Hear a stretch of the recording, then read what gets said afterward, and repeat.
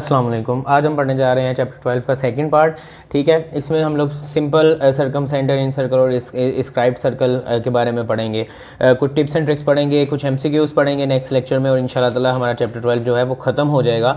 तो circle passing through the 3 vertices of triangle, circum circle कहते हैं वो सर्कल जो पासिस थ्रू द 3 वर्टिसेस। ये देखिए, एक वर्टिस से टच हो रहा है, दूसरे वर्टिस से टच हो रहा है, तीसरे वर्टिस से टच हो रहा है। तो एक ऐसा सर्कल जो तीनों वर्टिसेस के साथ टच होकर गुजरे उसे हम सर्कम सर्कल कहते हैं। और उसका रेडियस हमारे पास इक्वल होता है a/2 साइन अल्फा या b/2 साइन बीटा या c/2 साइन गैमा या फिर ABC/4 डेल्टा। 4 डेल्टा हमारे पास एरिया ऑफ ट्राइंगल है।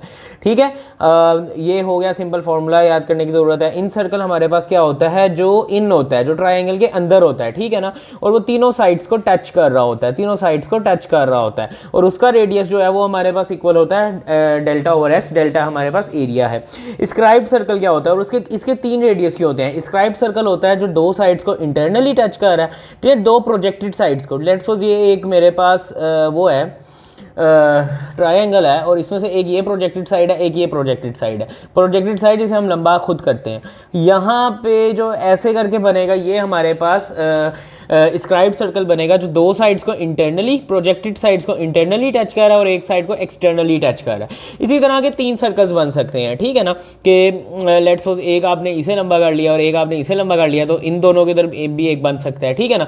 इस तरह करके हमारे पास टोटल 3 बन सकते हैं, इसलिए 3 रेडियस से आते हैं। अगर आपके पास R1 है डेल्टा/s-1 a होगा, R2 है वो डेल्टा/s-b होगा, R3 है वो डेल्टा/s-c होगा। इक्विलेटरल ट्राइंगल के कुछ शॉर्ट ट्रिक्स हैं, बड़े बन सके। अगर आपको इक्विलेटरल ट्राइंगल मिल जाता है ना, तो उसके तो तीनों एंगल्स हमेशा 60 के इक्वल होंगे। इंटरनल एंगल्स हमेशा 60 के इक्वल होंगे तीनों, क्योंकि इक्विलेटरल है, तीनों साइड और तीनों एंगल्स इक्वल होंगे। उसमें आपका s जो है वो 3a/2 के इक्वल होता है, वो a+b+c/2 के ही इक्वल होता है एक्चुअली, लेकिन उसे शॉर्टकट करके क्योंकि तीनों साइड्स इक्वल होती हैं तो 3a/2 के इक्वल होता है।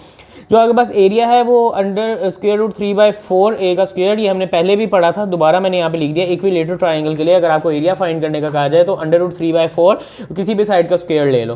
r हमारे पास a/2 √3 के इक्वल होता है। r हमारा ग्रेट r जो होता है वो a/√3 के इक्वल होता है और r1 = r2, तीनों ये जो r है हमारे पास ये इसके इक्वल होते हैं। सही है, तो इसके बाद एक छोटा सा एमसीक्यू भी मैंने यहाँ पे लिखा हुआ है कि अगर वो आपको कह दे कि इक्विलेटरल ट्राइंगल के लिए R1 ये रेशो R1 किसके इक्वल होगा, तो हमने ये पढ़ा था कि अगर इक्विलेटरल ट्राइंगल होगा, स्मॉल r जो है वो a/ इसके इक्वल होगा, ठीक है ना, और जो कैपिटल R है वो इसके इक्वल होगा और जो R1 है वो इसके इक्वल होगा। तो हमने तीनों को लिख लिया in the form of ratio. इन तीनों को थोड़ा सा हमने सिंप्लीफाई किया, मतलब √3 सॉरी ये कट जाएगा, क्या कटेगा यहाँ पे a से कट जाएगा, ठीक है। उसके बाद आपके पास क्या बचेगा, उसके बाद हमने 2√3 से जब मल्टीप्लाई कराया, वो सारी चीज़ें करने के बाद हमारे पास ये बचेगा। इसे जब हम a काटेंगे तो हमारे पास आंसर ये आ जाएगा। इसे थोड़ा सिंप्लीफाई कर लेते हैं, मैं भी करवा सकता हूँ, मैं करवा नहीं रहा टाइम की वजह से, ठीक है ना। थोड़ा सा आप लोगों को अगर समझ आती है तो 2/√3 से मल्टीप्लाई कराओ सबको, ठीक है, उसके बाद a को वैसे काट दो तो आपके पास हो जाएगा। इक्विलेटरल ट्राइंगल के लिए कुछ शॉर्ट ट्रिक्स ऑल्सो हैं, दूसरी चीज़ों के लिए भी शॉर्ट ट्रिक्स हैं, दूसरे ट्राइंगल्स के लिए, कि अगर R1 यहाँ तक तो हमने अभी पिछले में प्रूफ किया ना, ठीक है ना। अगर ये आ जाए तीनों तो इसका आंसर इसके इक्वल होगा हमेशा, ठीक है ना। और इस तरह अगर आपका ये आ जाए, ये इसके इक्वल होगा, ये आ जाए तो ये इसके इक्वल होगा। ये इक्विलेटरल के लिए नहीं है, ये सारे ट्राइंगल्स के लिए। जो इक्विलेटरल के लिए है उसके आगे मैंने ये लिखा हुआ है, अगर ये आ जाए तो इसके इक्वल, ये आ जाए तो इसके इक्वल, ये आ जाए तो इसके इक्वल, ये आ जाए तो इसके इक्वल, ठीक है ना। cos α/a = cos β/a cos c/a, मतलब जो एंगल ले रहे हो उसको उस साइड से डिवाइड कर दो, cos ले लो तो वो दूसरी एंगल और उसकी साइड को डिवाइड करके कॉस लोगे, उसके इक्वल निकल आएगा। सही है ना। इस तरह जो r होता है जनरली वो इसके इक्वल होता है, हमारे पास 1/r जो होता है, ठीक है। एमसीक्यूज भी चलो लगे या तो साथ ही कर लेते हैं, थोड़े से एमसीक्यूज हैं।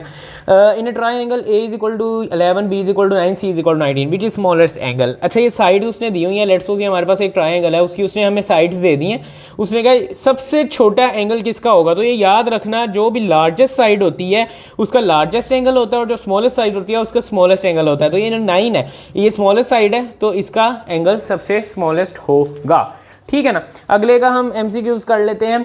ये हमारे पास बेसिकली 10th चैप्टर का MCQs है। ये आप लोगों ने उसी तरह से करना है जिस तरह मैंने आप लोगों को सिखाया हुआ है। कोई एक एंगल ले लो, लेट्स सपोज मैं 90 ले लेता हूँ, तो साइन स्क्वायर 90 डिवाइडेड बाई 2 का स्क्वायर जब आप लोगे तो 45 आ जाएगा 1/2, इसका आंसर आ जाएगा 1/2, ठीक है ना। अब यहाँ पे मैं 45 फुट कर लेता हूँ, 1 माइनस कॉस 90, सॉरी मैंने एंगल लिया था 90 डिवाइडेड बाई 2, तो ये आंसर इसके इक्वल आ गया, ठीक है ना। कोई एक एंगल ले लो, फॉर्मूलाज याद करने की ज़रूरत नहीं है, अगर आप नहीं कर सकते ज़रूरी नहीं है। In right angle triangle with right angle at B which one is true, ये याद रखना, हम लोग हमेशा पढ़ते हैं कि सी का स्क्वायर इक्वल टू ए का स्क्वायर प्लस बी का स्क्वायर, हमारे पास पाइथागोरस थ्योरम होता है, लेकिन पाइथागोरस थ्योरम होता है यहाँ पे वो वाली साइड आती है जिस पे 90 का एंगल बन रहा होता है, जिस साइड का 90 का एंगल बन रहा होता है। तो अगर एंगल मेरे पास बी पे बन रहा है तो मेरे पास पाइथागोरस थ्योरम बी का स्क्वायर इक्वल टू ए का स्क्वायर प्लस सी का स्क्वायर हो जाएगा, ठीक है ना।